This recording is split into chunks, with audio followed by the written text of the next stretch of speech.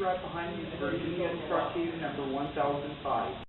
Virginia and Truckee 1005 was built by the Central Pacific Shops in Sacramento, California in 1872. Virginia and Truckee 1005 is one of the very oldest American freight cars in existence. The outside braced combination boxcar first saw service on the Virginia and Truckee early in 1873. The choice of this particular type of car with its open and or closed style doors and windows proved superior very early to transporting not only merchandise but perishable supplies and livestock, since the Virginia and Truckee had very little rolling stock of its own and rented locomotives, passengers, and freight cars from the Central Pacific in the first years. It is not surprising when the need arose for cars that the Virginia and Truckee chose to order them from the Central Pacific, identified as a combination boxcar.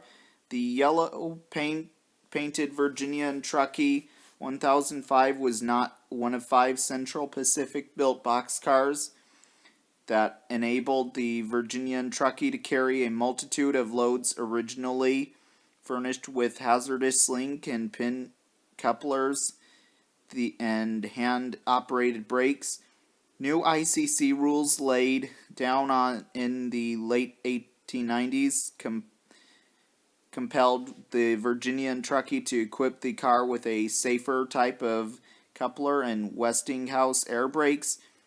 It was also during this decade the 30,000-pound capacity car lost the distinctive vented side and end doors when shop crews converted it into a more limited service after the early 1900s. By 1916, records indicate the 40-year-old boxcar was no longer listed on the roster, as the Virginia and Truckee's freight business fell short to warrant upgrading. Virginia and Truckee 1005 was then detrucked and was used as a tool house and scales for the next 20 years.